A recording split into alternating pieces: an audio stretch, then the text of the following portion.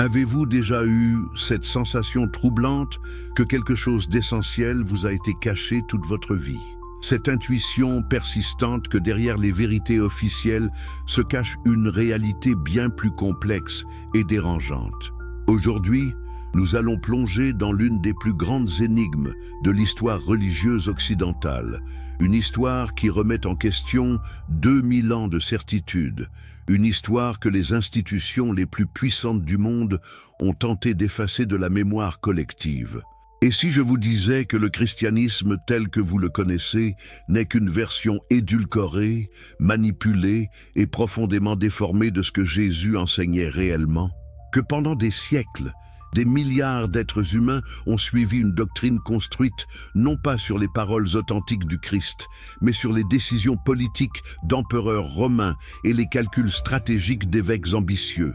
Mais avant de commencer cette exploration qui va bouleverser votre compréhension de l'histoire, si vous aimez les histoires qui inspirent, qui questionnent et qui révèlent des vérités cachées, n'oubliez pas de vous abonner à cette chaîne pour ne manquer aucun moment de ces découvertes extraordinaires.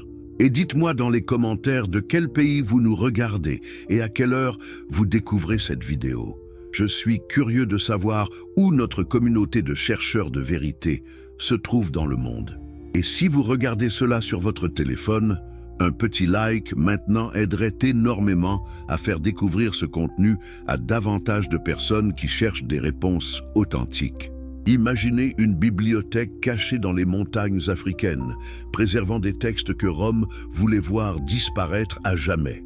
Imaginez des manuscrits anciens, contenant des révélations si explosives que leur simple existence menaçait l'ordre établi par l'Empire. Cette bibliothèque existe, elle se trouve en Éthiopie, et ce qu'elle contient va changer votre perception de tout ce que vous pensiez savoir sur le christianisme. Nous sommes au IVe siècle après Jésus-Christ. L'Empire romain, autrefois persécuteur impitoyable des chrétiens, vient de subir une transformation spectaculaire. L'empereur Constantin, après avoir vu une vision mystérieuse avant la bataille du pont Milvius en l'an 312, déclare sa conversion au christianisme. Mais était-ce vraiment une conversion spirituelle authentique? Ou était-ce le coup de génie politique d'un empereur qui comprenait qu'une religion monothéiste unifiée pourrait servir d'outil parfait pour consolider son pouvoir sur un empire fragmenté? Constantin convoque en 325 le concile de Nicée réunissant des centaines d'évêques de tout l'empire. L'objectif officiel était de résoudre des disputes théologiques concernant la nature du Christ. Mais quelle était la véritable motivation? N'était-ce pas plutôt de créer une orthodoxie uniforme, contrôlable, qui pourrait servir les intérêts impériaux? Dans cette assemblée tumultueuse, des décisions cruciales furent prises. Des textes furent acceptés, d'autres rejetés. Des croyances furent déclarées hérétiques, d'autres canonisées. Mais qui décidait vraiment? Les évêques guidés par l'Esprit Saint, comme le prétend la tradition, ou l'empereur lui-même qui présidait les débats et imposait finalement les résolutions? Pensez-y un instant. Des hommes réunis dans une salle, 3 siècles après la mort de Jésus, votant sur ce qui constituait la vérité divine. Votant sur quel livre devait être considéré comme parole de Dieu et quel livre devait être banni, brûlé, effacé de l'histoire. N'est-ce pas profondément troublant? Comment des décisions humaines, influencées par des considérations politiques et des luttes de pouvoir, pourraient-elles déterminer la vérité éternelle? Mais pendant que Rome orchestrait cette standardisation du christianisme, quelque chose d'extraordinaire se passait dans les hautes terres d'Éthiopie, isolées du reste du monde chrétien par des montagnes escarpées et des déserts impitoyables. L'Église éthiopienne orthodoxe, l'une des plus anciennes communautés chrétiennes du monde, convertie selon la tradition par l'eunuque éthiopien baptisé par Philippe dans le livre des Actes, préservait une version différente du christianisme. Une version qui contenait des textes que Rome avait condamnés, des textes que Constantinople avait interdits, des textes qui racontaient une histoire bien différente de celle que l'Occident allait connaître. La Bible éthiopienne contient 81 livres, 81. Comparez cela aux 66 livres de la Bible protestante ou aux 73 de la Bible catholique. 27 livres de plus que la version que la plupart des chrétiens considèrent comme complète et définitive. Que contiennent ces textes supplémentaires? Que révèlent-ils qui étaient si dangereux que Rome devait les éliminer? Parmi ces textes interdits se trouve le livre d'Hénoch, un ouvrage apocalyptique d'une richesse cosmologique stupéfiante. Hénoch décrit des anges rebelles descendant sur le mont Hermon, s'accouplant avec des femmes humaines et engendrant une race de géants appelés Néphilim. Ces anges déchus enseignent aux humains des connaissances interdites, la métallurgie, l'astrologie, la sorcellerie, les arts de la guerre. Le texte décrit des voyages à travers différents cieux, des visions de trônes célestes, des prophéties sur le jugement final, d'une complexité et d'un détail qui éclipse l'Apocalypse de Jean. Pourquoi ce texte, cité dans le Nouveau Testament lui-même par l'Épître de Jude, a-t-il été rejeté par les conciles occidentaux? Était-ce parce que sa cosmologie élaborée contredisait la version simplifiée que l'Église voulait promouvoir? Était-ce parce que l'idée d'ange, désobéissant à Dieu et corrompant l'humanité, compliquait trop la narrative du bien contre le mal, que Rome trouvait plus facile à contrôler?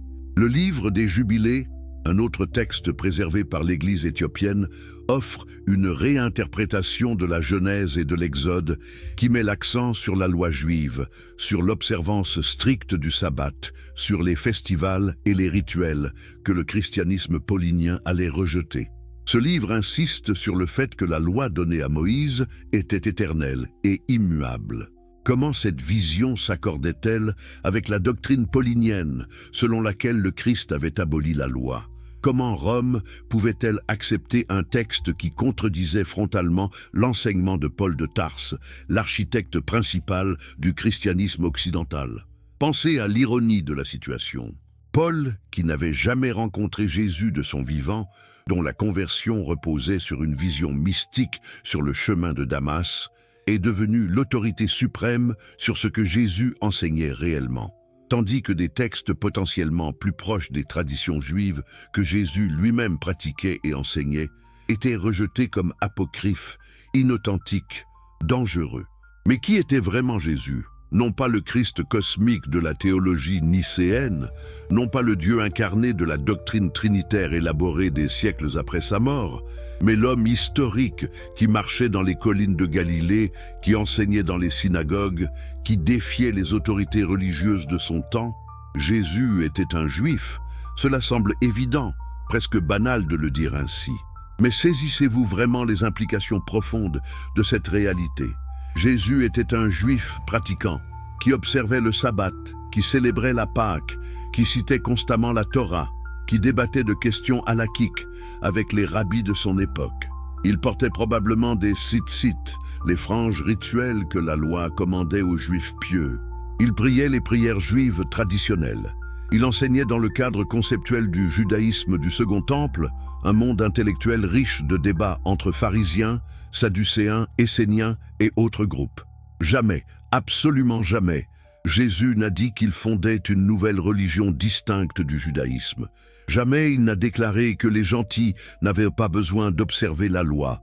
Au contraire, dans l'évangile de Matthieu, il proclame clairement qu'il n'est pas venu abolir la loi ou les prophètes, mais les accomplir, et que pas un iota, pas un trait de lettre ne disparaîtra de la loi jusqu'à ce que tout soit accompli. Comment alors le christianisme est-il devenu une religion qui rejette les commandements de la Torah?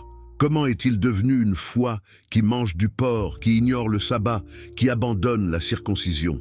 La réponse se trouve dans la transformation opérée principalement par Paul de Tarse et ensuite par les pères grecs de l'Église. Paul, formé à la fois dans le judaïsme pharisaïque et dans la philosophie hellénistique de Tarse, a compris quelque chose de crucial. Pour que le message de Jésus puisse se répandre dans le monde gréco-romain, il devait être libéré des particularités ethniques et rituelles du judaïsme. Les gentils ne circonciraient jamais leurs fils en masse. Ils ne renonceraient jamais au porc et aux fruits de mer. Ils ne pourraient jamais observer les lois complexes de pureté rituelle qui régissaient la vie juive. Alors Paul a opéré une transformation géniale mais radicale. Il a universalisé le message de Jésus en le spiritualisant, en le déjudaïsant.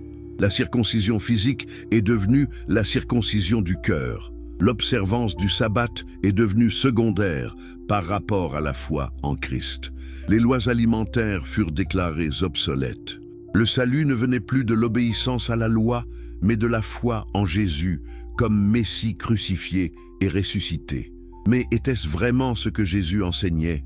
Les textes préservés dans la Bible éthiopienne suggèrent une image très différente. Ils montrent un Jésus profondément enraciné dans le judaïsme. Un Jésus qui appelait son peuple à une observance plus profonde et plus authentique de la Torah, pas à son abandon. Un Jésus dont le message concernait la transformation du royaume terrestre, pas l'évasion vers un paradis céleste. Quand Jésus parlait du royaume de Dieu, que voulait-il dire exactement? La théologie chrétienne traditionnelle a largement spiritualisé ce concept, le transformant en royaume intérieur de l'âme ou en destination post-mortem pour les sauver. Mais dans le contexte juif du 1er siècle, le royaume de Dieu avait une signification très concrète, très politique. Il signifiait la restauration d'Israël, la libération de l'occupation romaine, l'établissement de la justice divine sur terre, ici et maintenant. Les prophètes hébreux avaient parlé d'un âge à venir où le loup habiterait avec l'agneau, où les épées seraient transformées en socs de charrues, où la connaissance de Dieu couvrirait la terre comme les eaux couvrent la mer. C'était une vision de transformation sociale radicale, de justice économique, de paix politique. Quand Jésus déclarait que le royaume de Dieu était proche, il promettait une révolution imminente dans l'ordre du monde. Mais cette vision révolutionnaire était dangereuse.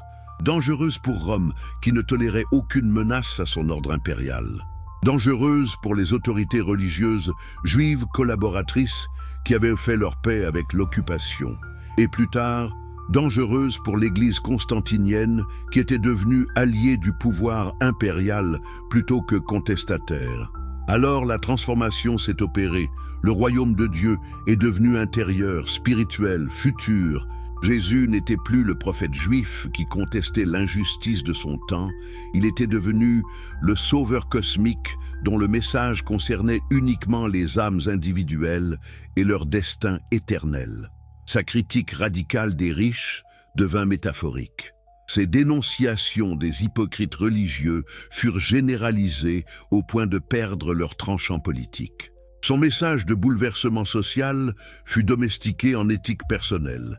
Et c'est précisément ici qu'entre en scène Baruch Spinoza, le philosophe juif d'Amsterdam du XVIIe siècle qui osa accomplir ce que personne avant lui n'avait osé faire de manière aussi systématique et radicale. Spinoza appliqua à la Bible les mêmes méthodes d'analyse critique qu'on appliquait aux textes historiques profanes. Il examina les contradictions, les anachronismes, les styles littéraires différents.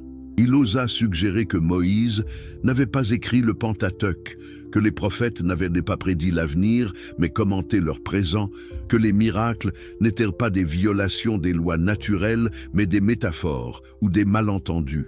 Pour cet acte d'audace intellectuelle, Spinoza fut excommunié de la communauté juive d'Amsterdam en 1656 avec une malédiction d'une férocité rare. Il fut maudit le jour et maudit la nuit, maudit quand il se couchait et maudit quand il se levait, maudit quand il sortait et maudit quand il entrait. Personne ne devait lui parler, personne ne devait lire ses écrits, personne ne devait rester sous le même toit que lui. Pourquoi une telle violence? Qu'avait fait Spinoza de si impardonnable? Il avait dit la vérité. Ou du moins, il avait eu le courage de questionner publiquement les mythes sacrés que personne n'osait toucher. Dans son traité théologico-politique publié anonymement en 1670, Spinoza argumenta que la Bible était un document humain, écrit par des hommes dans des contextes historiques spécifiques, reflétant les compréhensions limitées et les préjugés de leurs époques. Les auteurs bibliques n'étaient pas des canaux passifs de révélation divine, mais des êtres humains avec leurs propres agendas théologiques et politiques. Plus radical encore, dans son éthique, Spinoza proposa une vision de Dieu si différente de la conception traditionnelle qu'elle semblait athéiste à beaucoup de ses contemporains. Deus sive natura, écrivait-il. Dieu, c'est-à-dire la nature. Dieu n'était pas un être personnel siégeant au-dessus de la création, intervenant miraculeusement selon son caprice. Dieu était la totalité de l'existence elle-même, la substance unique dont tout le reste n'était que des modes, des expressions. Dieu était immanent, pas transcendant. Dieu était dans toute chose parce que Dieu était toute chose. Cette vision panthéiste ou panenthéiste annihilait complètement la structure conceptuelle sur laquelle reposait le christianisme traditionnel. Si Dieu est la nature elle-même, opérant selon des lois nécessaires et immuables, alors il n'y a pas de place pour les miracles comme violation des lois naturelles. Si Dieu est nécessairement parfait et agit selon sa propre nature nécessaire, alors il n'y a pas de place pour un Dieu qui se repent, qui se met en colère, qui punit ou récompense selon un jugement moral anthropomorphique. Et si Dieu est la nature, alors toute la dramaturgie chrétienne du péché, de la chute, de la rédemption, de l'expiation devient incohérente. Il n'y a pas eu de chute originelle d'un état de perfection parce que l'univers n'a jamais été différent de ce qu'il est, l'expression nécessaire de la nature divine. Il n'y a pas de péché au sens d'offense contre un législateur divin parce que les actions humaines sont elles aussi des expressions nécessaires de la nature, déterminées par les lois causales qui gouvernent tout. Pour Spinoza, ce que nous appelons mal n'est que de l'ignorance, une compréhension inadéquate de notre vraie nature et de notre place dans le tout. La vertu n'est pas l'obéissance à des commandements externes, mais l'actualisation de notre puissance propre d'exister et d'agir selon notre nature rationnelle. La béatitude n'est pas une récompense future dans un au-delà, mais un état que nous pouvons atteindre ici et maintenant à travers la compréhension adéquate de Dieu, de nous-mêmes et de la nature. Maintenant, que se passe-t-il quand nous appliquons cette perspective spinoziste aux textes préservés dans la Bible éthiopienne? Que découvrons-nous sur le Jésus historique quand nous le libérons des dogmes construits par les conciles impériaux? Nous découvrons un enseignant qui, peut-être plus que tout autre dans l'histoire juive, avait compris intuitivement ce que Spinoza allait articuler philosophiquement des siècles plus tard. Quand Jésus disait que le royaume de Dieu était en vous, n'exprimait-il pas précisément cette idée que le divin n'est pas une réalité externe et distante, mais l'essence même de notre être? Quand il enseignait à ses disciples à voir Dieu dans les lys des champs et les oiseaux du ciel, n'enseignait-il pas une forme de panenthéisme où le divin imprègne toute la création? Quand Jésus critiquait l'observance extérieure et hypocrite de la loi par certains pharisiens et insistait sur la pureté du cœur, n'anticipait-il pas la distinction spinoziste entre connaissance inadéquate basée sur l'imagination et l'opinion versus connaissance adéquate basée sur la raison et l'intuition? Quand il affirmait que le sabbat a été fait pour l'homme et non l'homme pour le sabbat, ne montrait-il pas une compréhension sophistiquée que les règles religieuses devaient servir l'épanouissement humain plutôt que devenir des fins en elles-mêmes? Le commandement central de Jésus d'aimer Dieu de tout votre cœur, de toute votre âme et de toute votre force trouve un écho remarquable dans le concept spinoziste d'amor intellectualis Dei, l'amour intellectuel de Dieu. Pour Spinoza, cet amour n'est pas un sentiment émotionnel ni une obéissance servile, mais la joie qui naît de la compréhension vraie de la nature divine et de notre union avec elle. C'est un amour sans attente de réciprocité, sans désir de récompense, sans crainte de punition, un amour qui découle naturellement de la connaissance adéquate. N'est-ce pas précisément ce que Jésus enseignait quand il disait d'aimer vos ennemis, de faire le bien sans attendre de retour, de ne pas pratiquer votre justice devant les hommes pour être vu par eux? Il appelait à une éthique qui transcende le calcul égoïste, une bonté qui jaillit spontanément de la compréhension de notre connexion profonde avec tous les êtres. Mais alors, pourquoi le christianisme est-il devenu si différent de cela? Pourquoi a-t-il développé une obsession avec le péché, la culpabilité, la punition éternelle, le besoin de rédemption sacrificielle? Comment sommes-nous passés d'un enseignant juif prêchant l'amour radical et la justice sociale à une religion de peur, de hiérarchie et de contrôle? La réponse se trouve dans les transformations successives que le message de Jésus a subies à mesure qu'il passait de la Palestine juive au monde hellénistique, puis à l'Empire romain, puis à l'Europe médiévale. Chaque étape a ajouté des couches d'interprétation, de doctrine, de pratique qui s'éloignaient de plus en plus de la source originale. Prenez la doctrine de la Trinité, élaborée finalement à Nicée en 325 et à Constantinople en 381. Cette idée complexe selon laquelle Dieu est simultanément un et trois, une essence en trois personnes, le Père, le Fils et le Saint-Esprit, coéternels et coégaux, ne trouve aucun support clair dans les paroles de Jésus telles que rapportées dans les évangiles. C'est une construction théologique sophistiquée empruntant lourdement aux concepts philosophiques grecs, en particulier au néoplatonisme. Les Juifs unitariens qui suivaient Jésus comme prophète et Messie, mais refusaient de le considérer comme Dieu incarné, que l'histoire appellera les Ébionites, furent progressivement marginalisés et finalement déclarés hérétiques.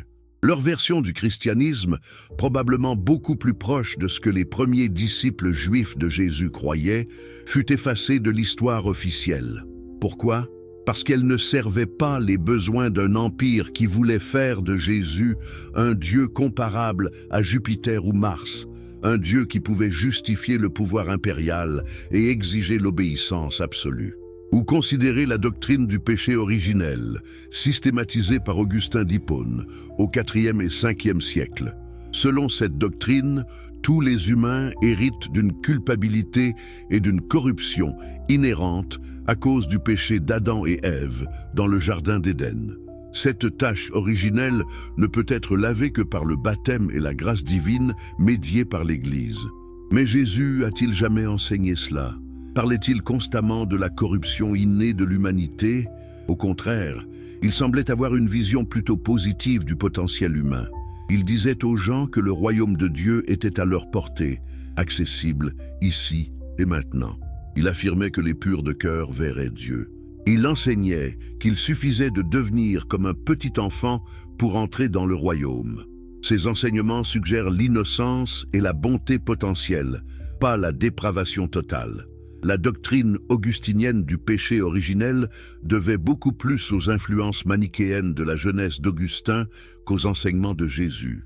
Elle reflétait une vision dualiste du monde, où la matière et le corps étaient suspects, où la sexualité était entachée de péché, où l'humanité était essentiellement mauvaise et avait désespérément besoin du salut offert uniquement par l'Église. Pourquoi cette doctrine devint-elle si centrale au christianisme occidental? Parce qu'elle créait une dépendance. Si tous les humains sont nés dans le péché, condamnés par défaut, alors ils ont absolument besoin de l'Église pour être sauvés. L'Église devient le goulot d'étranglement indispensable entre Dieu et l'humanité. Hors de l'Église, pas de salut, proclamait Cyprien de Carthage. C'était une formule parfaite pour le pouvoir institutionnel. Et l'enfer.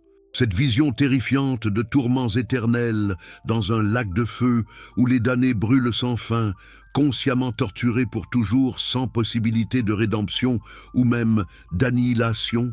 D'où vient cette idée? Certainement pas de manière claire des enseignements de Jésus.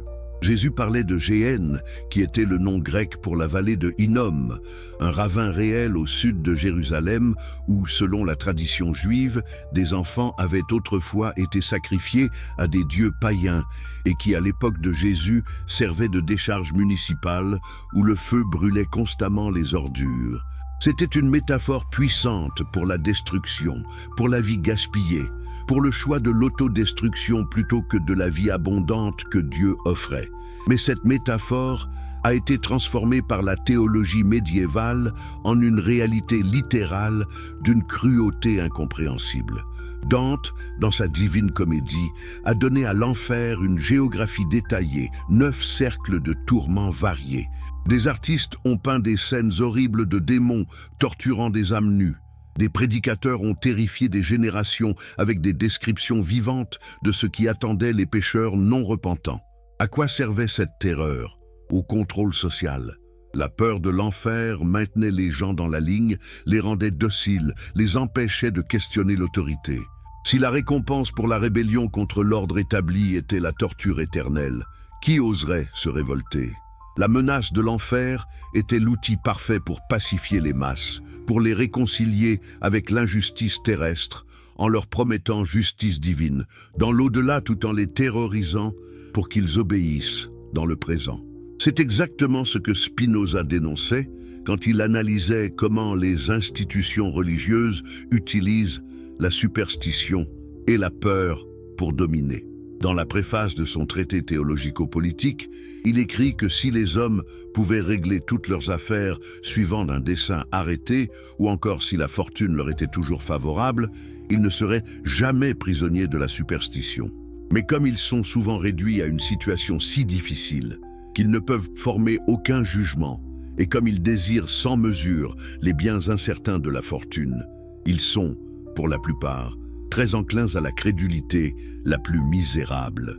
Les institutions religieuses, comprenant cette vulnérabilité humaine, cultivent délibérément la peur et l'incertitude pour maintenir leur pouvoir. Elles promettent des certitudes dans un monde incertain, mais à un prix, l'abandon de l'autonomie intellectuelle et morale au profit d'une obéissance aveugle. Jésus, selon Spinoza, représentait quelque chose de très différent. Spinoza voyait en Jésus le plus grand maître éthique de l'histoire, quelqu'un qui avait compris la nature divine plus profondément que quiconque, et qui enseignait non pas l'obéissance par peur, mais l'amour par compréhension. Jésus était la voix de la sagesse universelle, pas le fondateur d'une religion particulière avec ses dogmes exclusifs et ses rituels obligatoires. Alors revenons à notre question centrale. Pourquoi la Bible éthiopienne est-elle si importante pour comprendre cette distorsion du message de Jésus? Parce qu'elle préserve des traces d'un christianisme alternatif, un christianisme qui n'a pas été complètement reformaté selon les besoins de l'Empire romain. Vous voyez maintenant l'ampleur de ce qui a été perdu. Vous comprenez pourquoi cette histoire est si explosive. Pendant 2 millénaires, l'Occident chrétien a suivi une version du christianisme construite non pas sur les enseignements authentiques de Jésus, mais sur les décisions politiques de conciles impériaux, sur les élaborations théologiques de pères grecs influencés par la philosophie platonicienne, sur les besoins de contrôle d'une Église devenue institution de pouvoir plutôt que communauté de cherques, heure spirituelle. Si vous trouvez cette exploration fascinante et si vous voulez continuer ce voyage dans les vérités cachées de l'histoire, abonnez-vous maintenant à cette chaîne pour ne rater aucune de nos investigations. Et s'il vous plaît, dites-moi dans les commentaires de quel pays vous nous regardez et quelle heure il est chez vous en ce moment. J'adore voir notre communauté mondiale de chercheurs de vérité grandir. Et si vous êtes sur votre téléphone, un petit like maintenant ferait une énorme différence pour faire découvrir ce contenu à plus de personnes qui ont soif de vérité authentique. Mais poursuivons notre exploration, car nous devons maintenant examiner quelque chose d'encore plus troublant. Non seulement le christianisme a été transformé par des décisions politiques et des conciles impériaux, mais il a également développé des doctrines entières que Jésus lui-même n'aurait jamais reconnues. Des croyances si fondamentales au christianisme moderne que la plupart des fidèles ne peuvent même pas imaginer un christianisme sans elles. Et pourtant, quand nous revenons aux sources, quand nous examinons les textes les plus anciens, quand nous analysons le contexte historique du judaïsme du 1er siècle, nous découvrons quelque chose d'extraordinaire. Ces doctrines centrales n'ont tout simplement aucune base dans les enseignements du Jésus historique. Commençons par la plus fondamentale de toutes, celle qui définit le christianisme orthodoxe depuis le IVe siècle. La Trinité, Père, Fils et Saint-Esprit, 3 personnes distinctes mais un seul Dieu, coéternel, coégaux, consubstantiel. Une doctrine si complexe qu'elle a nécessité des siècles de débats théologiques sophistiqués pour être formulée. Des controverses si intenses qu'elles ont divisé des empires et provoqué des persécutions sanglantes. Mais voici la question qui devrait troubler tout chrétien sincère. Si la Trinité est si centrale, si essentielle au salut, pourquoi Jésus ne l'a-t-il jamais enseigné clairement? Pourquoi n'a-t-il jamais dit explicitement qu'il était Dieu incarné, la 2e personne d'une Trinité divine? Pourquoi n'a-t-il jamais expliqué la nature hypostatique, la relation entre les personnes divines, la procession du Saint-Esprit? Les défenseurs de la Trinité citent quelques passages comme preuve. Au commencement était la parole, et la parole était avec Dieu, et la parole était Dieu, du prologue de Jean. Le Père et moi sommes un. Baptisez-les au nom du Père, du Fils et du Saint-Esprit. Mais quand nous examinons ces textes dans leur contexte historique et linguistique, sont-ils vraiment aussi clairs qu'on le prétend? Le concept de logos, la parole divine, dans le prologue de Jean, était une idée philosophique grecque popularisée par Philon d'Alexandrie, un philosophe juif hellénisé contemporain de Jésus. Pour Philon, le logos était le principe rationnel qui organisait le cosmos, une émanation divine, un intermédiaire entre le Dieu transcendant et le monde matériel. C'était de la philosophie platonicienne appliquée au monothéisme juif, pas une doctrine que Jésus, un artisan galiléen parlant araméen, aurait enseignée. Quand Jésus dit « Le Père et moi sommes un dans Jean », parle-t-il d'identité ontologique ou d'unité de volonté et de mission? Plus tard, dans le même évangile, il prie pour que ses disciples soient un comme le Père et lui sont un. Si cette unité implique identité divine, alors tous les disciples deviennent-ils également Dieu? Et la formule baptismale trinitaire à la fin de Matthieu. Les chercheurs ont longtemps noté qu'elle contraste fortement avec toutes les autres références au baptême dans le Nouveau Testament, où les gens sont baptisés uniquement au nom de Jésus. Plusieurs pères de l'Église ancienne, dont Eusèbe de Césarée, citent ce passage de Matthieu dans une forme plus courte sans la formule trinitaire. Était-ce une addition liturgique ultérieure qui a été insérée dans le texte? Mais au-delà de ces questions textuelles, il y a une question historique encore plus fondamentale. Comment les premiers disciples juifs de Jésus comprenaient-ils son identité? Pierre, Jacques, Jean, tous des juifs pieux qui avaient grandi en récitant le schéma Israël 2 fois par jour. Écoute Israël, le Seigneur notre Dieu, le Seigneur est un. Ces hommes qui avaient vu Jésus prier, qu'il avait entendu appeler Dieu son Père céleste, qu'il avait regardé adorer dans les synagogues, pensaient-ils vraiment qu'il était Dieu lui-même? L'histoire des premiers mouvements chrétiens suggère fortement que non. Les Ébionites, qui prétendaient descendre de la communauté originale de Jérusalem dirigée par Jacques le Juste, le frère de Jésus, considéraient Jésus comme un prophète humain, le Messie choisi par Dieu, mais certainement pas comme Dieu incarné. Ils observaient toujours la loi juive, ils rejetaient les écrits de Paul qu'ils considéraient comme apostats, et ils affirmaient représenter le christianisme authentique des premiers disciples. L'Église orthodoxe les condamna comme hérétiques. Leurs écrits furent brûlés, leur mémoire fut effacée autant que possible. Pourquoi? Parce qu'ils représentaient une menace existentielle pour le christianisme constantinien.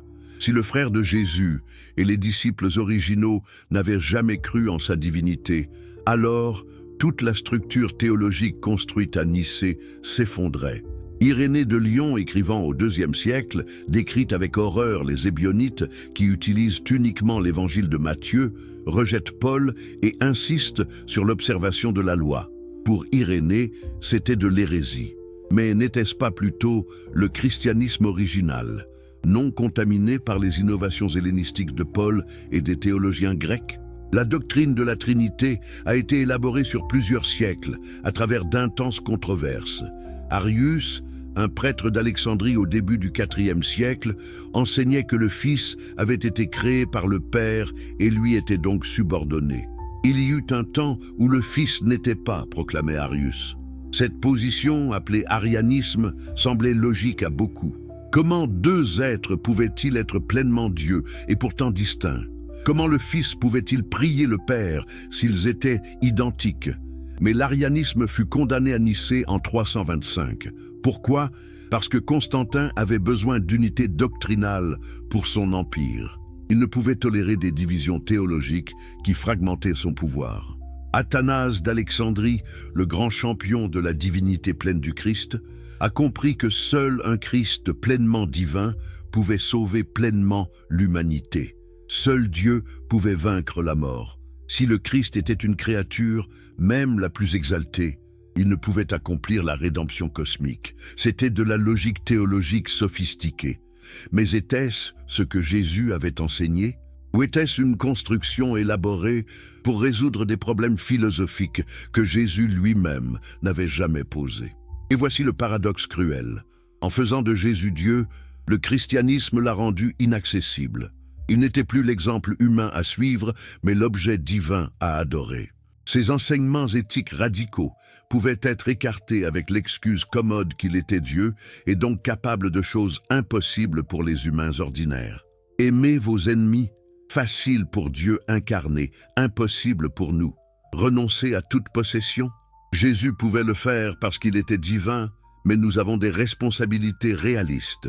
La divinisation de Jésus a permis de domestiquer son message radical en le plaçant hors de portée humaine. Ingénieux, n'est-ce pas? Passons maintenant à une autre doctrine centrale que Jésus n'a jamais enseignée. Le péché originel et la culpabilité héritée. Selon cette doctrine, formulée définitivement par Augustin au IVe siècle, tous les humains naissent avec une tache de péché héritée d'Adam et Ève. Cette corruption originelle se transmet génération après génération à travers l'acte de procréation. Chaque bébé vient au monde déjà coupable, déjà condamné, déjà séparé de Dieu. C'est une idée terrifiante quand vous y réfléchissez vraiment. Des nourrissons innocents portant une culpabilité pour un acte qu'ils n'ont pas commis, perpétré par des ancêtres mythiques il y a des millénaires. Une condamnation héréditaire qui viole tous les principes de justice que nous chérissons. Vous jugeriez-vous jamais un enfant coupable du crime de son arrière-arrière-grand-père? Alors pourquoi Dieu le ferait-il? Mais voilà le problème. Jésus n'a jamais enseigné cela. Absolument jamais. Dans les évangiles, Jésus parle des enfants avec tendresse et innocence. Laissez venir à moi les petits enfants, car le royaume de Dieu appartient à ceux qui leur ressemblent. Si vous ne devenez pas comme des petits enfants, vous n'entrerez pas dans le royaume des cieux. Ces déclarations suggèrent que les enfants ont une pureté naturelle, une proximité avec Dieu, quelque chose que les adultes ont perdu et doivent retrouver. Où est la doctrine du péché originel ici? Nulle part. C'est une invention ultérieure, une importation de concepts qui étaient étrangers au judaïsme que Jésus pratiquait. Dans le judaïsme rabbinique, qui se développait au même moment que le christianisme primitif, il y avait bien un concept de Yetzer Hara, l'inclination au mal, présente en chaque humain. Mais il y avait également le Yetzer Hatov, l'inclination au bien. L'être humain était un champ de bataille entre ces deux forces, et chaque personne avait le libre arbitre de choisir. Il n'y avait pas de culpabilité héréditaire, pas de corruption transmise génétiquement. Chaque individu était responsable uniquement de ses propres choix. Le prophète Ézéchiel l'avait déclaré clairement au VIe siècle avant l'ère commune. L'âme qui pêche, c'est celle-là qui mourra. Le fils ne portera pas l'iniquité de son père, et le père ne portera pas l'iniquité de son fils. La justice du juste sera sur lui, et la méchanceté du méchant sera sur lui. C'était un principe fondamental du judaïsme biblique, la responsabilité individuelle, pas la culpabilité collective héritée. Alors d'où vient la doctrine augustinienne du péché originel? De plusieurs sources qui n'avaient rien à voir avec les enseignements de Jésus. Premièrement, de Paul, qui dans Romains développe une typologie entre Adam et Christ, le premier Adam apportant la mort, le second Adam apportant la vie. Mais même chez Paul, l'idée n'est pas pleinement développée comme culpabilité héréditaire automatique. Deuxièmement, des influences manichéennes sur le jeune Augustin.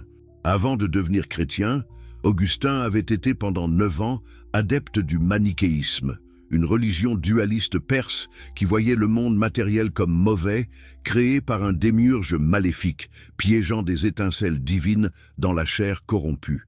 Bien qu'Augustin ait rejeté le manichéisme, sa vision pessimiste de la nature humaine et du corps en particulier portait encore les traces de cette influence. Troisièmement, de la propre expérience d'Augustin avec ce qu'il considérait comme l'esclavage du désir sexuel. Dans ses confessions, il décrit sa lutte contre les passions charnelles et sa conversion dramatique qui l'a libéré de cet esclavage. Pour Augustin, la sexualité était le véhicule principal de transmission du péché originel. Le plaisir sexuel, même dans le mariage, était entaché. C'est à travers la concupiscence, le désir charnel, que chaque génération héritait de la corruption d'Adam. Pouvez-vous voir comment des problèmes personnels d'Augustin avec la sexualité sont devenus doctrines universelles pour tous les chrétiens? Comment sa culpabilité particulière a été projetée sur toute l'humanité et sur tous les temps? Et voici les conséquences tragiques de cette doctrine. Elle a créé des générations de chrétiens torturés par la culpabilité pour des désirs naturels. Elle a diabolisé le corps, la sexualité, le plaisir physique. Elle a rendu les femmes particulièrement suspectes puisque, selon la lecture augustinienne de la Genèse, c'était Ève qui avait tenté Adam, rendant les femmes tentatrices dangereuses dont la sexualité devait être rigoureusement contrôlée. Elle a également créé une dépendance absolue envers l'Église. Si tous naissent dans le péché, alors le baptême administré par l'Église devient littéralement une question de vie ou mort éternelle. Les bébés qui mouraient non baptisés étaient condamnés, selon la doctrine stricte. Les limbes ont été inventés au Moyen-Âge comme destination moins horrible pour ces innocents maudits par le hasard du destin, mais c'était quand même l'exclusion du paradis pour toujours. Quelle cruauté! Quel Dieu condamnerait des nourrissons? Certainement pas le Dieu dont Jésus parlait, le Père aimant qui compte les cheveux sur nos têtes et s'inquiète quand un seul moineau tombe. Spinoza a vu tout cela avec une clarté dévastatrice. Dans son éthique, il démontre que la culpabilité n'est rien d'autre qu'une forme de tristesse accompagnée de l'idée d'une cause intérieure. C'est une passion négative qui diminue notre puissance d'agir. Elle ne nous rend pas meilleurs, mais plus faibles. Une éthique basée sur la culpabilité et la peur est une éthique servile qui maintient les gens dans l'impuissance.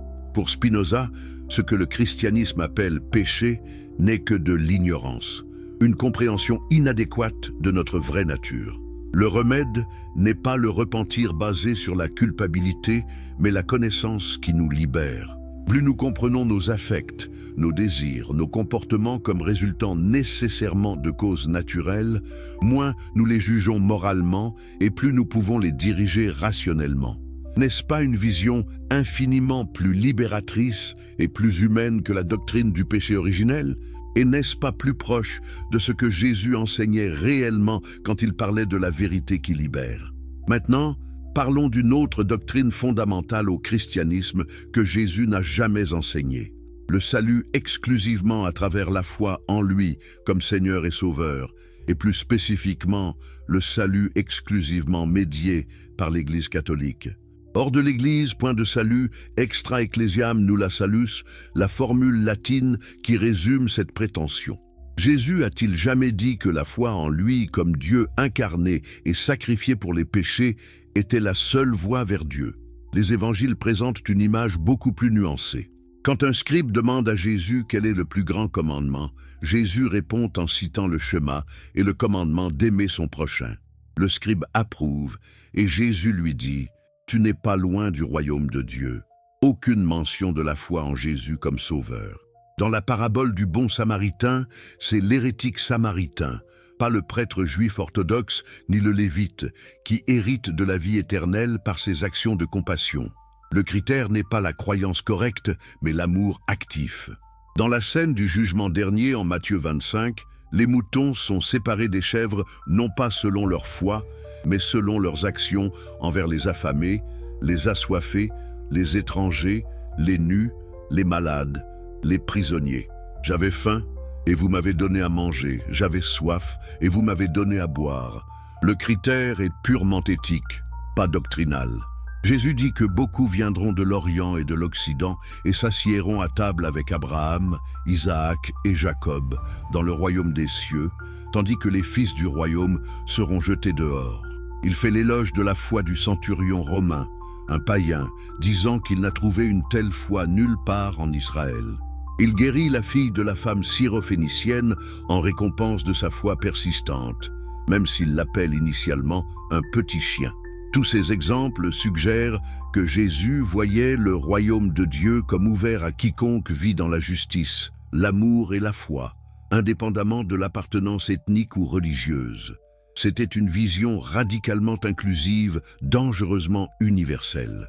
Mais le christianisme institutionnel a fait exactement le contraire. Il a dressé des murs, créé des critères d'exclusion, établi des tests de doctrine. Croyez-vous en la Trinité? Confessez-vous que Jésus est né d'une vierge, mort pour vos péchés, ressuscité corporellement? Acceptez-vous l'autorité du pape et du magistère de l'Église? Seulement alors vous êtes sauvés. Et même parmi les chrétiens, des guerres théologiques brutales ont déterminé qui était vraiment sauvé. Les catholiques déclaraient les protestants hérétiques damnés. Les protestants déclaraient le pape l'antéchrist et Rome la prostituée de Babylone. Les orthodoxes considéraient l'Occident comme schismatique. Les arminiens et les calvinistes se disputaient sur la prédestination et le libre arbitre, chaque groupe certain que seuls eux détenaient la vérité salvatrice. Jésus aurait-il reconnu quelque chose de son enseignement dans tout cela? Lui qui mangeait avec les collecteurs d'impôts et les pécheurs, qui louait les marginaux et critiquait les religieux. Lui qui disait que les prostituées et les publicains entreraient dans le royaume de Dieu avant les prêtres. La doctrine du salut exclusif à travers l'Église était, encore une fois, un outil de pouvoir. Si l'Église contrôle l'accès au ciel, elle contrôle tout. Les rois doivent s'agenouiller devant les papes, les empereurs doivent attendre dans la neige pour recevoir l'absolution. Les hérétiques doivent être brûlés pour sauver leurs âmes, en les empêchant de contaminer d'autres. L'Inquisition, les croisades, les guerres de religion, la chasse aux sorcières, toutes ces horreurs ont été justifiées par l'idée que l'Église détenait le monopole du salut et devait protéger ce monopole à tout prix. Combien de millions sont morts pour des disputes sur la consubstantiation versus la transsubstantiation, sur la procession du Saint-Esprit, sur la justification par la foi seule versus la foi et les œuvres? Et voici l'ironie suprême.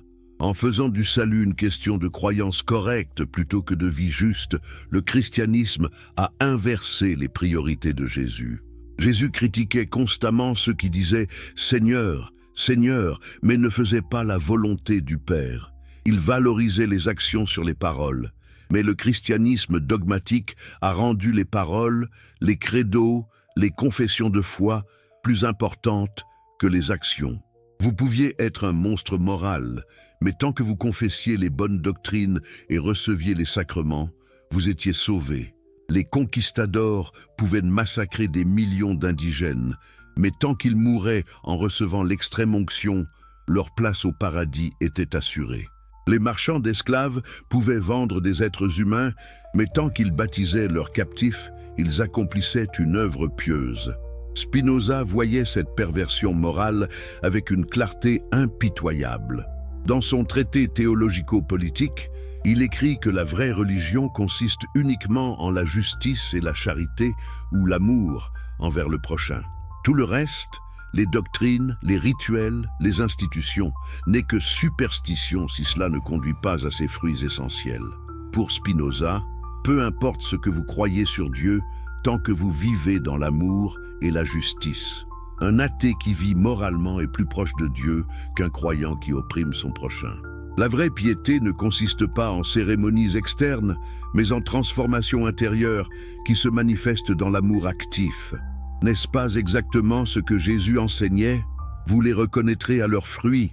Un bon arbre ne peut produire de mauvais fruits. Ce ne sont pas ceux qui disent « Seigneur, Seigneur » qui entreront dans le royaume, mais ceux qui font la volonté du Père.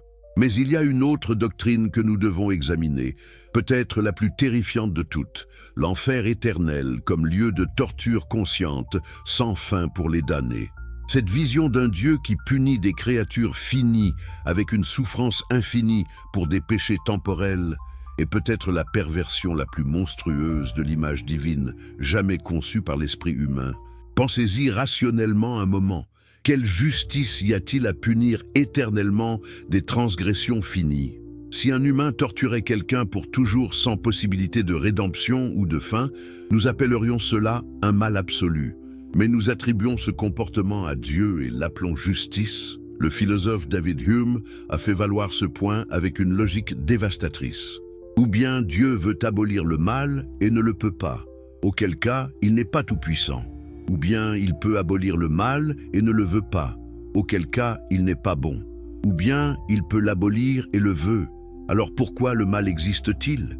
Ou bien il ne peut ni ne veut l'abolir, alors pourquoi l'appeler Dieu? Si nous ajoutons l'enfer éternel à cette équation, le problème devient encore plus aigu. Dieu crée des êtres humains sachant d'avance que beaucoup, peut-être la majorité selon certaines doctrines, seront damnés éternellement. Il les crée quand même. Il leur donne juste assez de libre arbitre pour se damner, mais pas assez pour se sauver selon la théologie calviniste. Puis il les torture pour toujours, pour avoir échoué un test qu'ils savaient qu'ils échoueraient. C'est de la cruauté cosmique. C'est infiniment pire que tout mal qu'un Hitler ou un Staline aurait pu infliger.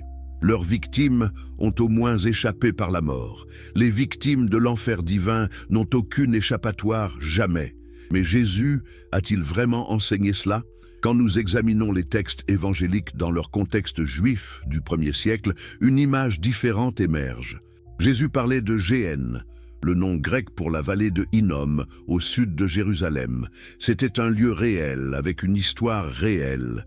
Selon les récits bibliques, le roi Achaz et le roi Manassé avaient sacrifié leurs enfants à Moloch dans cette vallée, la profanant. Le roi Josias l'avait ensuite désacralisée, la transformant en lieu impur. Au temps de Jésus, selon la tradition juive, elle servait de décharge municipale où le feu brûlait constamment pour consumer les ordures et les cadavres d'animaux. Quand Jésus parlait de Géhenne, il utilisait une image familière à ses auditeurs. C'était un symbole puissant de destruction, de vie gaspillée, de faim honteuse, mais était-ce un lieu de torture éternelle consciente? Les textes ne le disent pas clairement. En fait, les descriptions de Jésus sur Géhenne parlent souvent de destruction, pas de tourment éternel. L'âme et le corps sont détruits en Géhenne. Le feu est inextinguible et le ver ne meurt pas, des images empruntées au dernier chapitre d'Isaïe où les cadavres des rebelles sont consumés, servant d'avertissement. La parabole du riche et de Lazare en Luc, souvent citée comme preuve de l'enfer, n'utilise même pas le mot Géhenne, mais Hadès, le mot grec pour le Sheol hébraïque, le simple lieu des morts dans la pensée juive. Et c'était une parabole, pas une description littérale de l'au-delà. Dans le judaïsme rabbinique, qui se développait simultanément, il y avait un concept de Géhenne comme lieu de purification temporaire, pas de torture éternelle. Selon la majorité des rabbins, même les plus méchants passaient au maximum 12 mois en Géhenne avant d'être soit annihilés, soit purifiés et admis au monde à venir. L'idée d'un enfer éternel de torture consciente est entrée dans le christianisme, principalement à travers des influences grecques et perses, pas à travers les enseignements de Jésus. La mythologie grecque avait le Tartare, où les titans vaincus souffraient éternellement. Le zoroastrisme perse avait développé des descriptions élaborées de tourments post-mortem pour les méchants. Mais c'est au Moyen Âge que l'enfer chrétien a atteint son apogée de créativité horrifique. Les prédicateurs rivalisaient pour décrire des tourments de plus en plus grotesques. Les artistes peignaient des scènes de damnés démembrés, bouillis, déchiquetés par des démons. Dante a créé sa géographie détaillée des 9 cercles avec des punitions spécifiques pour des péchés spécifiques. Et à quoi servait tout cela? Au contrôle social. Jonathan Edwards, le prédicateur puritain américain, prononça son sermon célèbre « Pécheur entre les mains d'un Dieu en colère » en 1741, décrivant comment Dieu tenait les non-convertis au-dessus de l'enfer, comme on tient une araignée au-dessus du feu, et seul son plaisir les empêchait de tomber. Les auditeurs s'évanouissaient de terreur et se précipitaient pour se convertir. C'était de la manipulation psychologique, de la terreur spirituelle utilisée pour remplir les bancs d'église et maintenir le pouvoir clérical. Et cela a fonctionné pendant des siècles. Des générations ont vécu dans la peur constante de la damnation, ont été torturées par l'anxiété sur le salut de leurs âmes et celle de leurs proches. Spinoza a rejeté tout cela catégoriquement. Dans son système philosophique, il n'y a pas de vie après la mort au sens traditionnel. Il n'y a pas de récompense ni de punition post-mortem. La béatitude n'est pas une récompense future, mais un état que nous atteignons ici et maintenant à travers la connaissance adéquate. L'amour intellectuel de Dieu que nous développons à travers la compréhension est lui-même éternel, dans le sens où il participe à l'éternité de Dieu, mais ce n'est pas la survie de la personnalité individuelle. Le bien et le mal ne sont pas des absolus métaphysiques, mais des relatifs humains. Ce qui augmente notre puissance d'agir est bon pour nous, ce qui la diminue est mauvais. Agir selon notre nature rationnelle produit joie et épanouissement. Agir selon des passions confuses produit souffrance et limitation. Pas besoin d'un Dieu vengeur qui punit. Les conséquences de nos actions sont naturelles, immanentes, inévitables. Vivre dans l'ignorance et la passion produit sa propre misère. Vivre dans la connaissance et la raison produit sa propre béatitude. N'est-ce pas une vision infiniment plus cohérente avec un Dieu qui est amour, comme le proclame le Nouveau Testament? Un Dieu qui est l'être même, la vie elle-même, ne peut être un tortionnaire sadique. Cette image de Dieu reflète les pires aspects de l'humanité, des tyrans humains projetés dans le ciel et multipliés à l'infini. Alors maintenant, revenons à la Bible éthiopienne et demandons-nous pourquoi elle est si importante dans cette discussion. Parce qu'elle préserve des textes qui offrent des visions alternatives de toutes ces doctrines que nous venons d'examiner. Des textes qui montrent que le christianisme primitif était beaucoup plus diversifié, beaucoup plus fluide, beaucoup moins dogmatique que ce que l'orthodoxie romaine a imposé. Le livre d'Enoch, par exemple, présente une cosmologie complexe avec multiples niveaux de cieux, hiérarchies angéliques élaborées, mystères célestes que les prophètes peuvent percevoir à travers des visions mystiques. C'est un univers riche, mystérieux, où le divin se manifeste de multiples façons. Cette cosmologie contrastait fortement avec la version simplifiée que Rome voulait promouvoir. Dieu au ciel, le diable en enfer, les humains sur terre, une hiérarchie claire et simple que les masses illettrées pouvaient comprendre. Les complexités d'Enoch avec ses veilleurs, ses archontes, ses éons, ses multiples dimensions spirituelles étaient trop difficiles à contrôler, trop propices à des interprétations divergentes. Le livre des Jubilés, avec son insistance sur l'observation éternelle de la loi mosaïque, aurait été un désastre pour le christianisme paulinien qui avait aboli la loi. Si ce texte avait été canonisé, comment Paul aurait-il pu justifier que les chrétiens gentils n'avaient pas besoin de circoncision, d'observance du sabbat, de loi alimentaire? D'autres textes préservés en Éthiopie présentent une vision beaucoup plus positive du potentiel humain, beaucoup moins obsédée par le péché et la corruption. Ils parlent de transformation spirituelle, de déification progressive à travers la connaissance et la pratique spirituelle.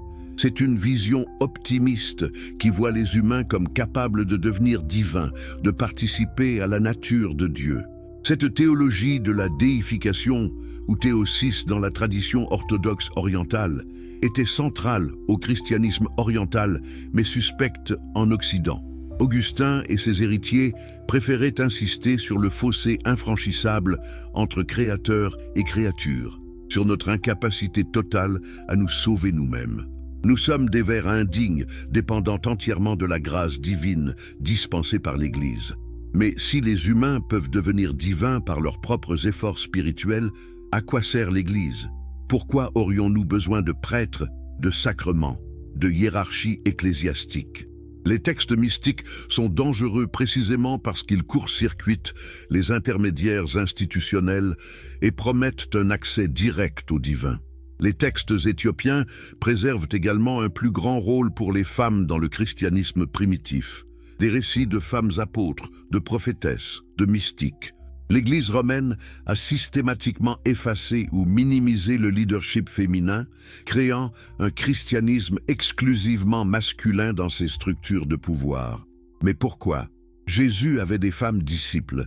Marie-Madeleine était appelée l'apôtre des apôtres parce qu'elle avait été la première à voir le Christ ressuscité et à annoncer la résurrection aux autres.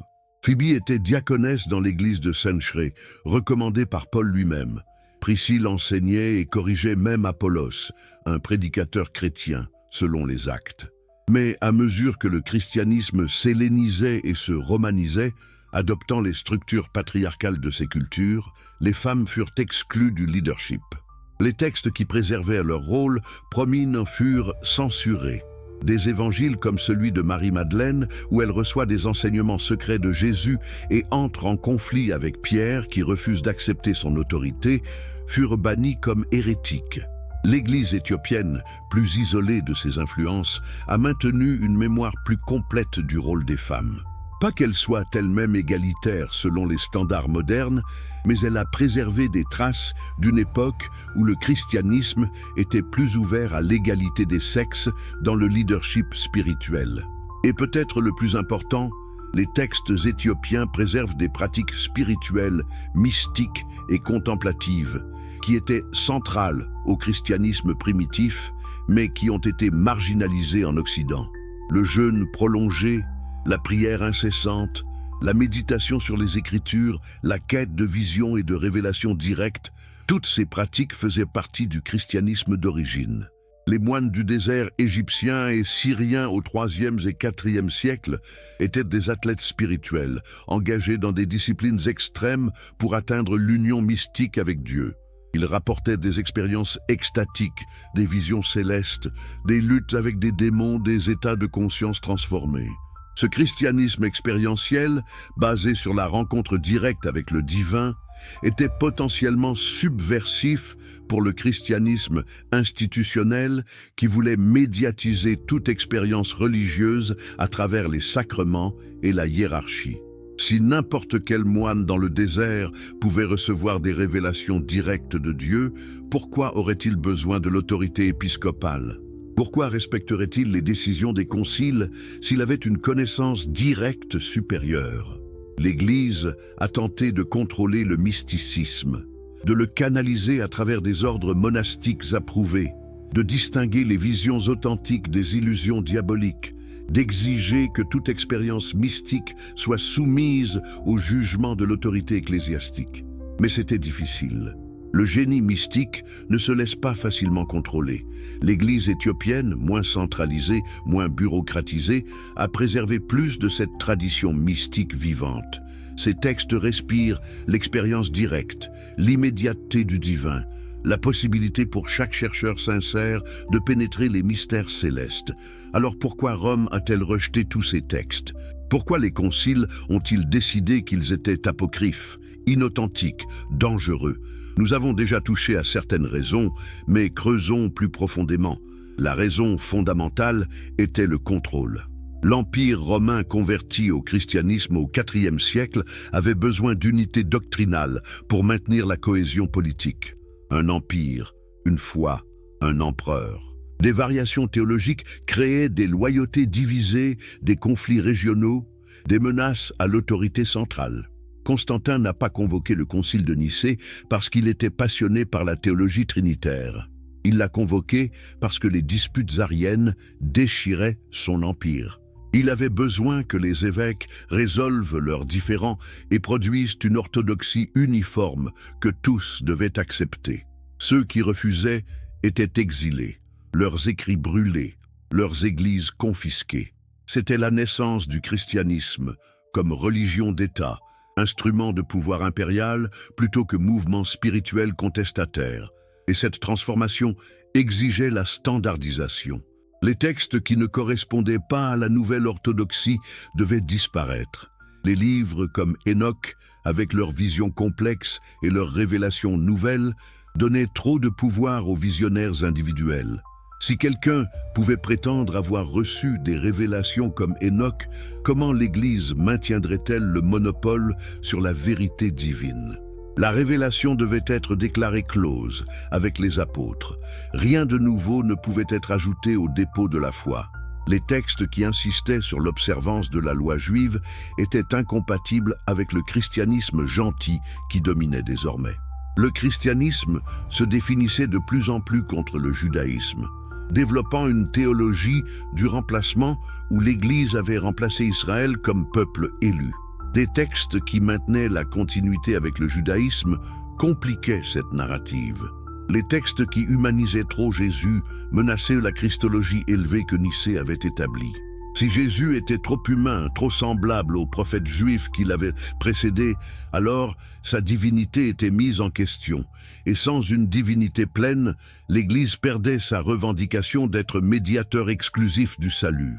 Les textes apocalyptiques, qui promettaient la libération imminente et le jugement des puissants, étaient dangereux pour un empire qui était maintenant officiellement chrétien. Comment un empereur chrétien pouvait-il être l'oppresseur qui serait jugé ? Comment l'Église, alliée au pouvoir impérial, pouvait-elle prêcher la révolution sociale que ces textes promettaient? Alors, ces textes furent supprimés. Pas officiellement bannis avec de grandes proclamations dans la plupart des cas, mais simplement pas copiés, pas lus, pas enseignés, laissés à se désintégrer dans l'oubli. Seuls les textes qui servaient la nouvelle orthodoxie constantinienne furent préservés, copiés des milliers de fois, diffusés à travers l'Empire. Mais en Éthiopie, isolée par sa géographie, protégée des invasions qui ont dévasté d'autres régions, préservant une forme de christianisme plus ancienne et plus diverse, ces textes ont survécu. Ils sont restés dans les bibliothèques monastiques, copiés génération après génération, lus et chéris, même s'ils étaient inconnus du reste du monde chrétien. Et maintenant, au XXIe siècle, alors que nous redécouvrons ces textes, alors que les chercheurs les traduisent et les analysent, alors que nous pouvons comparer la Bible éthiopienne avec les versions occidentales, nous voyons l'étendue de ce qui a été perdu. Nous voyons un christianisme alternatif, un christianisme qui aurait pu être. Imaginez si les textes d'Enoch avaient été canonisés. Le christianisme aurait développé une spiritualité cosmique riche, une conscience de dimensions multiples de réalité, une ouverture aux expériences mystiques et visionnaires. Au lieu du rationalisme aride de la scolastique médiévale, nous aurions eu une tradition contemplative, vibrant d'imagination spirituelle. Imaginez si le livre des Jubilés avait prévalu. Le christianisme serait resté plus proche de ses racines juives, maintenant l'observance du sabbat, les festivals bibliques, peut-être même les lois alimentaires. Il y aurait eu moins d'antisémitisme parce que les chrétiens se seraient vus comme une branche du judaïsme plutôt que comme son remplacement. La tragédie horrible de la Shoah aurait-elle pu être évitée si le christianisme européen avait maintenu cette connexion avec ses origines juives? Imaginez si les textes préservant le leadership féminin avaient été canonisés. Le christianisme aurait peut-être ordonné des femmes depuis le début. La subordination brutale des femmes, justifiée par des lectures sélectives de Paul, n'aurait pas eu le même poids. L'histoire européenne aurait été profondément différente. Imaginez si les textes mystiques et contemplatifs avaient été plus centraux. Le christianisme occidental aurait développé des traditions méditatives comparables à celles du bouddhisme ou de l'hindouisme. Au lieu de la foi basée sur la croyance en des propositions doctrinales, nous aurions eu une foi basée sur l'expérience transformative directe du divin. Mais l'histoire ne connaît pas de si. Ce qui s'est passé, s'est passé. Le christianisme nicéen, augustinien, romain a dominé, il a façonné l'Europe, puis à travers la colonisation, une grande partie du monde. Ces doctrines sont devenues tellement normales que même des billions de personnes qui ne sont pas chrétiennes comprennent le christianisme principalement à travers ce prisme. Mais maintenant, nous savons qu'il y avait des alternatives. Maintenant, nous pouvons voir que les doctrines qui semblent éternelles et immuables étaient en fait des choix historiques, des décisions humaines, des constructions contingentes qui auraient pu être autrement. Et c'est précisément ici que la vision de Spinoza devient si puissante et si libératrice. Spinoza nous montre que nous ne sommes pas liés par les dogmes hérités. Nous pouvons penser par nous-mêmes, nous pouvons questionner, nous pouvons chercher la vérité où qu'elle nous mène, même si elle contredit tout ce qu'on nous a enseigné. La Bible, nous montre Spinoza, n'est pas un livre tombé du ciel, mais un produit humain, riche et complexe, contenant sagesse et erreur, inspiration et préjugés, vérité profonde et superstition primitive. Nous devons lire ces textes avec notre raison, pas avec une soumission aveugle. Nous devons extraire les principes éthiques universels, l'amour et la justice qui sont au cœur, et laisser tomber les particularités culturelles obsolètes et les doctrines qui contredisent la raison et l'expérience. Dieu, nous enseigne Spinoza, n'est pas le tyran capricieux décrit par tant de théologies traditionnelles, mais l'ordre rationnel de la nature elle-même. Comprendre Dieu, c'est comprendre les lois qui gouvernent toute existence. Aimer Dieu, c'est aimer la totalité de l'être, trouver la joie dans notre participation à cette totalité. Et Jésus? Pour Spinoza, Jésus était le plus grand maître éthique de l'histoire humaine, quelqu'un qui avait compris la nature divine plus profondément que quiconque et qui avait enseigné cette compréhension à travers l'exemple et les paraboles. Pas un Dieu à adorer, mais un sage à imiter. Pas un sacrifice sanglant pour apaiser la colère divine, mais un exemple vivant de ce que signifie être pleinement humain et pleinement en harmonie avec l'ordre divin. Cette interprétation spinoziste de Jésus, quand nous la combinons avec les textes préservés dans la Bible éthiopienne, nous donne une vision radicalement différente du christianisme. Un christianisme de sagesse plutôt que de dogme. Un christianisme d'expérience mystique plutôt que de croyances propositionnelles. Un christianisme de transformation éthique plutôt que de salut transactionnel. C'est un christianisme qui honore Jésus en suivant son exemple plutôt qu'en adorant sa divinité abstraite. Un christianisme qui cherche le royaume de Dieu dans la justice sociale, ici et maintenant plutôt que dans une échappée céleste après la mort.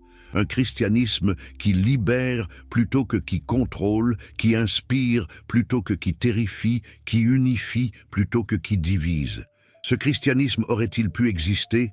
Existe-t-il même maintenant dans des formes marginales, dans des traditions mystiques, dans des mouvements de justice sociale qui puisent dans les sources profondes du message de Jésus sans les distorsions dogmatiques? Peut-être. Peut-être que ce que la Bible éthiopienne et Spinoza nous offrent ensemble, c'est une vision de ce que le christianisme pourrait encore devenir si nous avons le courage de déterrer les couches de doctrine et de revenir à la source. Non pas pour recréer un passé idéalisé, mais pour retrouver des vérités perdues qui peuvent nous guider vers un futur plus sage, plus compatissant, plus libre. Si cette exploration vous passionne et si vous avez soif de découvrir ces vérités que l'histoire a tenté d'effacer, abonnez-vous à cette chaîne maintenant pour ne manquer aucun de nos voyages dans les mystères du passé.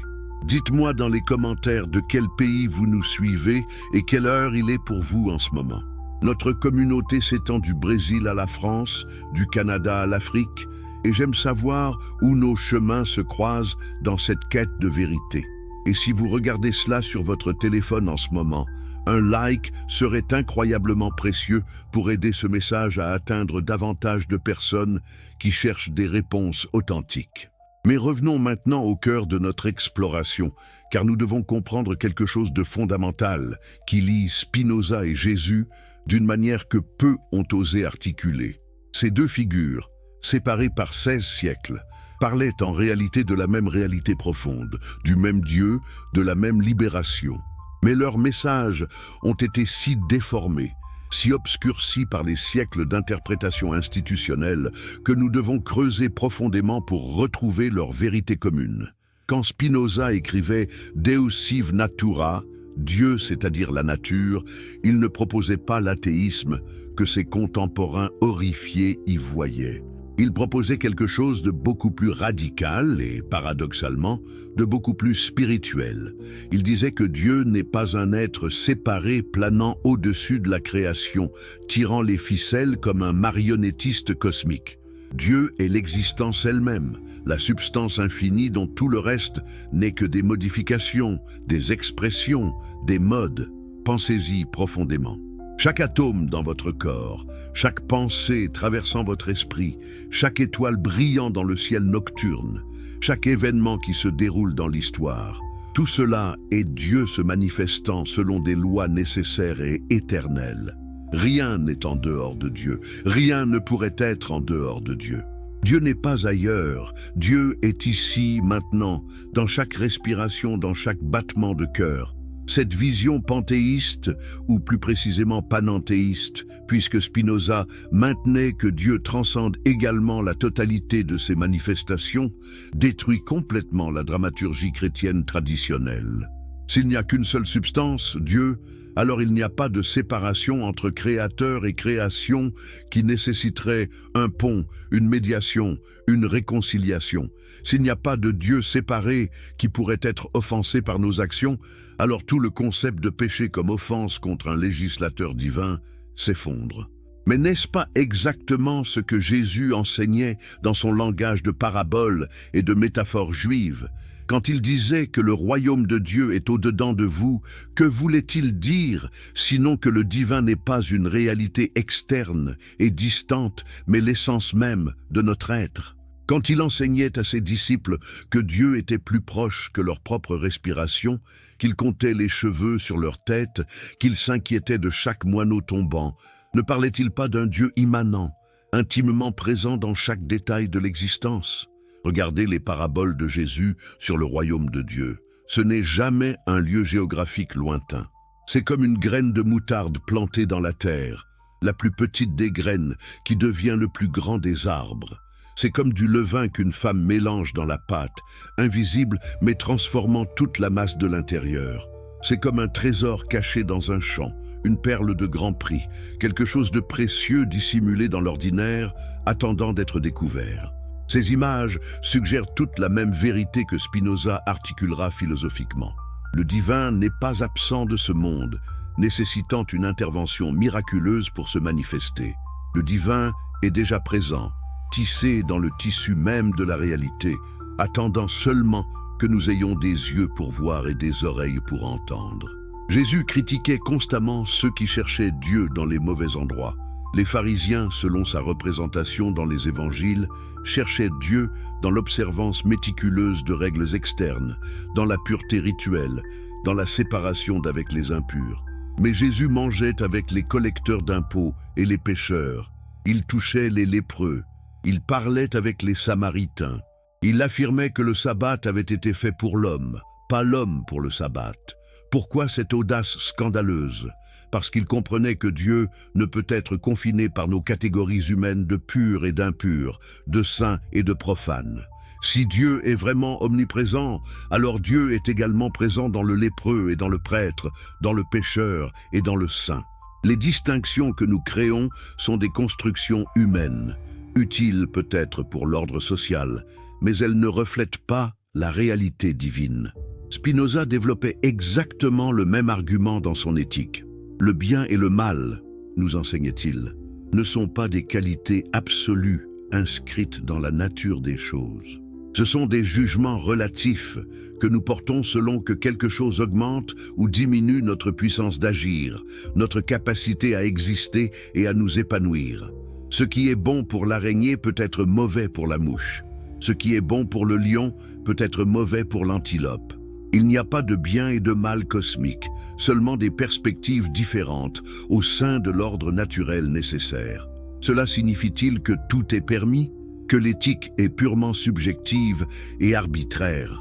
Pas du tout, car Spinoza démontre que les êtres humains, en tant qu'êtres rationnels, ont une nature spécifique dont l'accomplissement constitue leur bien propre.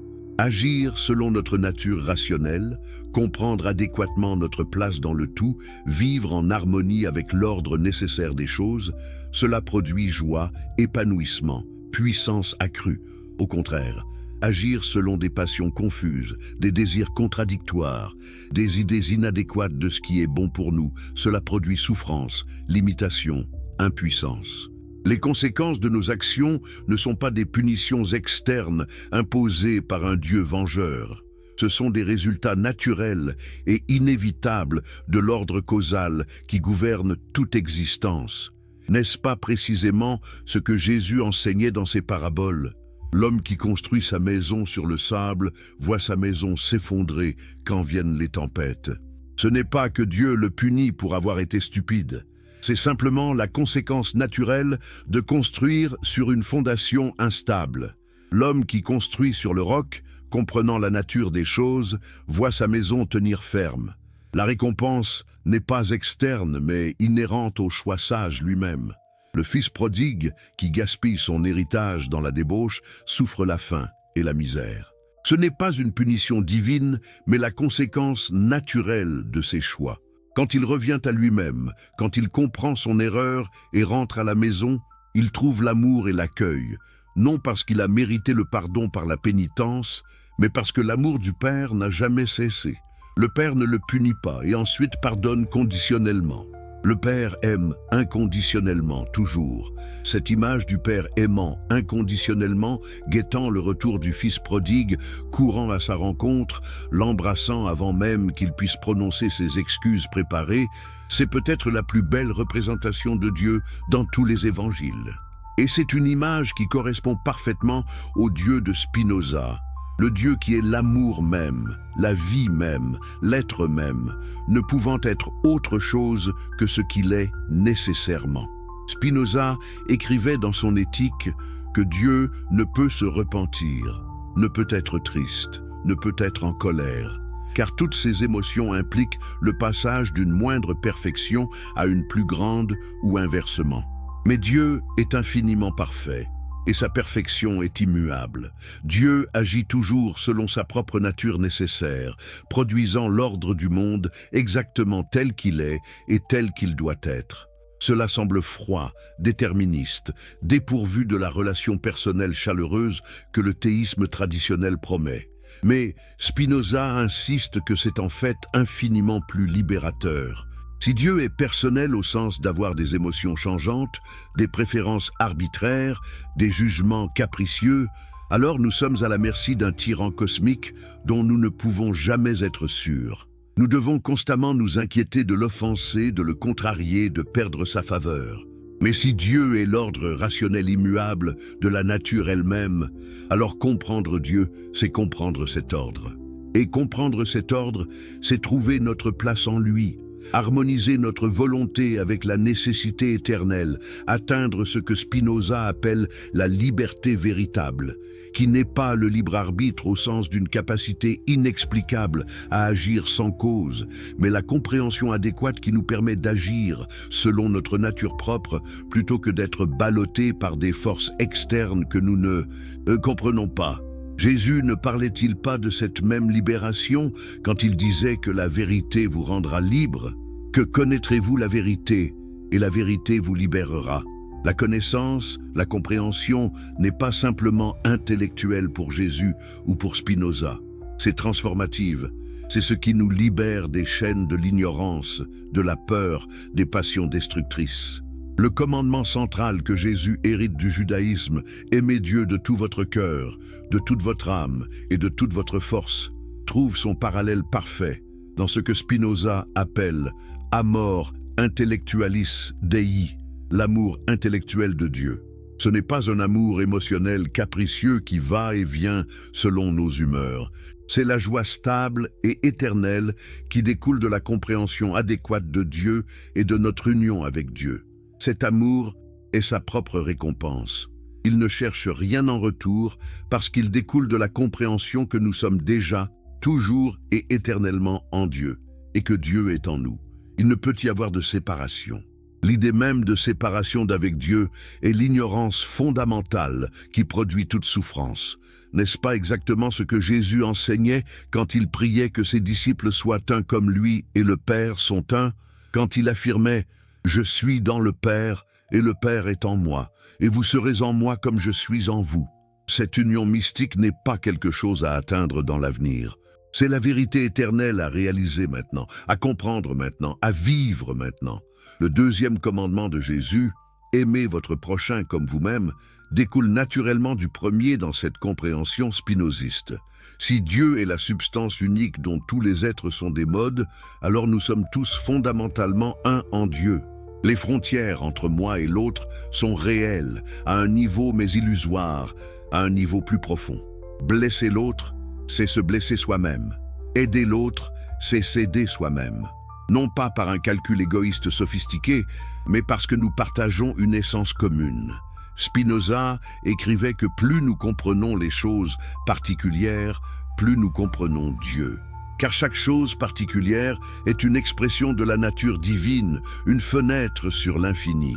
Aimer véritablement les êtres particuliers, ce n'est pas les séparer de Dieu, mais voir Dieu en eux et à travers eux. Jésus voyait Dieu dans les pauvres, les affamés, les prisonniers, les malades. Ce que vous avez fait au plus petit de ces miens, vous me l'avez fait. Pourquoi? Parce que Christ, le principe divin, est présent en chaque être humain. Servir l'humanité souffrante, c'est servir Dieu directement. Il n'y a pas de séparation.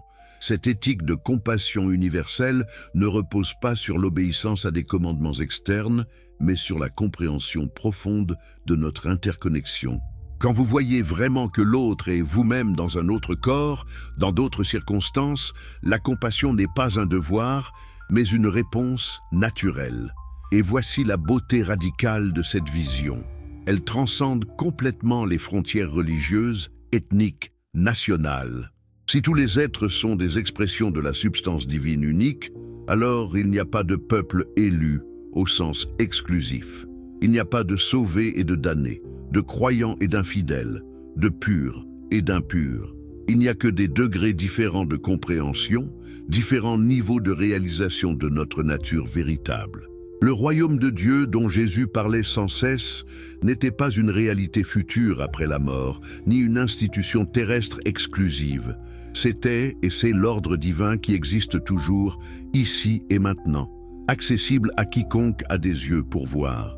C'est le règne de la justice, de l'amour, de la paix, de la vérité, qui se manifeste chaque fois qu'un être humain agit selon sa nature divine plutôt que selon l'ignorance et la passion. Quand Jésus guérissait le sabbat et que les pharisiens protestaient qu'il violait la loi, il répondait que le Fils de l'homme est maître du sabbat. Qu'est-ce que cela signifiait? Non pas qu'il avait une autorité divine pour ignorer les lois, mais que les lois existent pour servir l'épanouissement humain, pas le contraire. Le sabbat, le repos sacré, était destiné à libérer les humains du labeur incessant, à créer un espace pour la contemplation du divin. Mais si l'observance du sabbat empêchait de soulager la souffrance, elle devenait contraire à son but même. Spinoza appliquait exactement le même raisonnement à toutes les lois religieuses. Elles ne sont pas des fins en elles-mêmes, mais des moyens vers l'épanouissement humain. Si elles cessent de servir ce but, elles deviennent des superstitions vides. La vraie piété consiste uniquement en la justice et la charité. Tout le reste est accessoire. Cette vision permet une tolérance radicale que ni le judaïsme rabbinique ni le christianisme orthodoxe ne pouvaient offrir à l'époque de Spinoza. Si ce qui compte, c'est vivre avec justice et amour, alors peu importe que vous croyiez en la Trinité ou non, que vous observiez le sabbat le samedi ou le dimanche, que vous mangiez du porc ou l'évitiez. Ces particularités sont des accidents historiques et culturels, pas l'essence de la vraie religion. Jésus lui-même semblait comprendre cela. Il louait la foi du centurion romain, un païen. Il guérissait la fille de la femme cananéenne. Il avait une conversation théologique profonde avec la femme samaritaine au puits, brisant plusieurs tabous, simultanément en tant qu'homme juif parlant seul avec une femme, et une femme samaritaine de surcroît, appartenant à une secte considérée hérétique par les Juifs. À cette femme, il disait que l'heure venait où on n'adorerait plus Dieu, ni sur cette montagne, ni à Jérusalem, mais en esprit et en vérité, car Dieu est esprit, et ceux qui l'adorent doivent l'adorer en esprit et en vérité. Quelle déclaration révolutionnaire! Elle annulait toute la dispute sur le lieu correct d'adoration qui divisait Juifs et Samaritains. Le lieu ne compte pas. Les rituels extérieurs ne comptent pas. Ce qui compte, c'est l'esprit avec lequel vous approchez le divin, la vérité de votre cœur. Si le christianisme avait maintenu cette vision inclusive, universelle, spirituelle, plutôt que rituelle, combien de guerres religieuses auraient été évitées? Combien de persécutions, d'inquisitions, de bûchers, de croisades n'auraient jamais eu lieu? Mais le christianisme institutionnel a fait exactement le contraire. Il a créé des frontières rigides. Il a développé des tests de doctrine de plus en plus élaborés. Il a anathématisé ceux qui croyaient légèrement différemment. Il a brûlé des hérétiques Il a lancé des croisades contre les infidèles. Il a persécuté les Juifs. Il a justifié l'esclavage et le colonialisme en disant qu'il apportait le salut aux païens. Toutes ces horreurs ont été perpétrées au nom de Jésus de Nazareth, le rabbin itinérant qui enseignait d'aimer vos ennemis, de tendre l'autre joue, de ne pas juger de peur d'être jugé, de pardonner 70 fois 7 fois, de voir Dieu dans les plus petits et les plus méprisés. Comment une telle perversion a-t-elle été possible ? Comment les disciples d'un maître de la compassion ont-ils pu devenir des inquisiteurs ? Comment les suiveurs du prince de la paix ont-ils pu mener des guerres saintes? La réponse, comme nous l'avons vu, se trouve dans la transformation du message de Jésus en institution de pouvoir. Quand le christianisme est devenu la religion d'État sous Constantin, quand l'Église s'est alliée au pouvoir impérial, elle a dû trahir l'essence du message de Jésus, car Jésus représentait tout ce que l'Empire nie. L'Empire fonctionne par la domination, la hiérarchie, la violence. Jésus enseignait le service, l'égalité, la non-violence. L'Empire maintient l'ordre par la peur. Jésus libérait de la peur. L'Empire divise pour régner. Jésus unissait à travers l'amour. L'Empire accumule richesse et pouvoir au sommet. Jésus proclamait les béatitudes. Les pauvres en esprit sont bénis. Les doux hériteront la terre. Les miséricordieux obtiendront miséricorde. Ces valeurs sont incompatibles avec le maintien d'un empire. Alors, l'Église constantinienne a dû spiritualiser le message de Jésus, le rendre inoffensif, le transformer en promesse d'un autre monde qui ne menace pas l'ordre de celui-ci. Les pauvres seront récompensés au ciel, alors ils devraient accepter leur pauvreté sur terre. Les opprimés recevront justice dans l'au-delà, alors ils ne devraient pas se rebeller maintenant. Rendez à César ce qui est à César, sorti de son contexte, est devenu une justification de la soumission à l'autorité politique, alors que dans le contexte, c'était une réponse habile à une question piège. L'Église est devenue ce que Jésus avait critiqué, une religion de l'establishment, alliée aux puissants, légitimant l'ordre injuste, offrant des consolations spirituelles en échange de l'acceptation de l'oppression terrestre. Spinoza voyait tout cela avec une clarté impitoyable.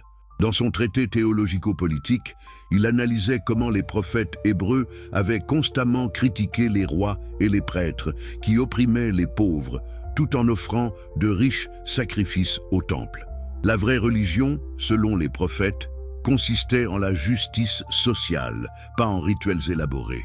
Amos proclamait « Je hais, je méprise vos fêtes, et je ne puis sentir vos assemblées solennelles. Quand même vous m'offririez des holocaustes et des offrandes, je n'y prendrai point de plaisir. Mais que la droiture coule comme de l'eau, et la justice comme un torrent qui ne tarit point. Ésaïe tonnait, quel m'est le nombre de vos sacrifices, dit l'Éternel. Je suis rassasié des holocaustes de bélier. Cessez d'apporter de vaines offrandes, apprenez à faire le bien, recherchez la justice, protégez l'opprimé, faites droit à l'orphelin, défendez la veuve. Jésus se tenait fermement dans cette tradition prophétique. Ses dénonciations les plus violentes étaient réservées aux dirigeants religieux hypocrites qui imposaient des fardeaux lourds sur les gens mais ne les touchaient pas eux-mêmes d'un doigt, qui dévoraient les maisons des veuves tout en faisant de longues prières pour l'apparence, qui nettoyaient l'extérieur de la coupe mais laissaient l'intérieur plein de rapines et d'intempérance. Malheur à vous, scribes et pharisiens hypocrites, car vous ressemblez à des sépulcres blanchis qui paraissent beaux au dehors, mais au-dedans sont pleins d'ossements de mort et de toute espèce d'impureté. Cette critique dévastatrice s'appliquait certainement aux élites religieuses de son temps, mais ne s'applique-t-elle pas tout aussi bien à l'Église institutionnelle qui prétend le suivre? Combien de papes ont vécu dans un luxe obscène pendant que leurs fidèles mouraient de faim? Combien d'évêques ont accumulé des richesses terrestres tout en prêchant la pauvreté évangélique? Combien de cathédrales magnifiques ont été construites avec l'argent extorqué aux pauvres par la vente d'indulgences, promettant de réduire leur temps au purgatoire? La réforme protestante de Luther a tenté de corriger certains de ces abus, mais elle a créé ses propres problèmes. Luther lui-même écrivait des traités violemment antisémites encourageant la destruction des synagogues. Calvin brûlait Michel Servet pour avoir nié la Trinité. Les puritains pendaient les Quakers. Les guerres de religion entre catholiques et protestants ont dévasté l'Europe pendant des siècles. Chaque groupe affirmait détenir la vérité pure du christianisme original. Chaque groupe lisait la Bible et y trouvait la confirmation de ses propres doctrines. Chaque groupe damnait les autres. Et tous perpétraient des violences au nom du Christ, qui avait dit que son royaume n'était pas de ce monde, que ceux qui vivent par l'épée périront par l'épée, qu'on reconnaîtrait ses disciples à leur amour mutuel. Spinoza regardait ce cirque sanglant de controverses théologiques et de guerres religieuses et en tirait une conclusion radicale. Le problème n'était pas tel ou tel détail de doctrine. Le problème était l'idée même que Dieu se souciait de nos croyances doctrinales. Le problème était de penser que la religion consistait en accepter certaines propositions sur la nature de Dieu, du Christ, du salut. Non, disait Spinoza, la religion véritable consiste uniquement en la justice et la charité. Croyez ce que vous voulez sur Dieu tant que vous vivez moralement. Un athée qui pratique la justice est plus proche de Dieu qu'un croyant orthodoxe qui opprime son prochain. C'était une position extraordinairement audacieuse pour le XVIIe siècle.